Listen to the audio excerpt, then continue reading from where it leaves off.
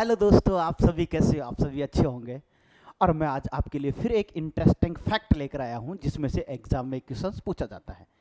Animal husbandry और poultry science का मुर्गी पालन का एक बहुत शानदार क्वेश्चन है। एक प्रोसेस की जाती है मुर्गियों के अंदर, उसे हम कहते हैं डीबगिंग।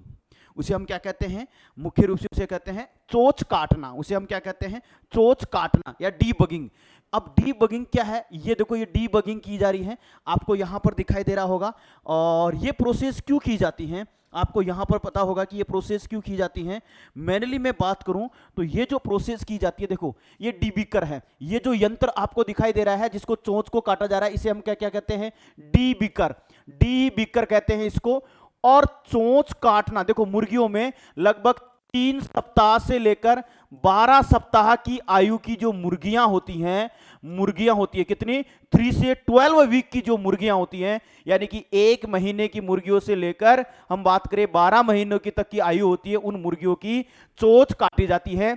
तो उसमें देखो डीबिगर के द्वारा 1/4 भाग ऊपरी चोंच काटी जाती है, 1/4 भाग किसकी? ऊपरी चोंच की काटी जाती है, और निचली चोंच की 1/8 भाग काटी जाती हैं। तो मतलब 1/4 भाग ऊपरी चोंच का काटा जाएगा, 1/8 निचली चोंच का काटा जाएगा। और उस यंत्र का क्या नाम है जिसको ये चोंच काटने में काम में लेते हैं? उसे हम कहते हैं डीबिकर। उसे हम क्या कहते हैं? डीबिकर। और कितनी साल की मुर्गियों में, कितने साल की चूजों में? यानी कि हम बात करें 3 वीक से 12 वीक के जो चूजे होते हैं, उनके अंदर जो है चोंच काटने का जो है प्रोसेस किया जाता है, जिसे हम डीबिगिंग कहते हैं। और डीबिगिंग जो है वो क्यों की जाती है?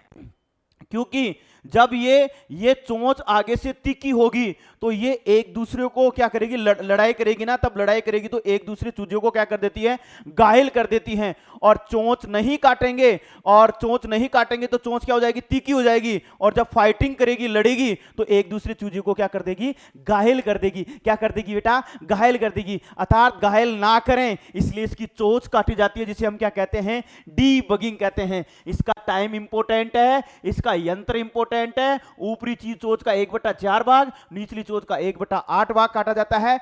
क्यों काटा जाता है? और एक दूसरे जो है चूजे को घायल नहीं करने के लिए काटा जाता है।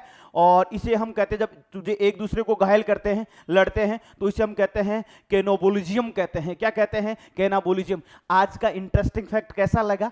माने कि आपके एग्जाम में पूछा जाएगा। इसी प्रकार के इंटरेस्टिंग फैक्ट जानने के लिए हमारे चैनल को सब्सक्राइब करें, लाइक करें, शेयर करें।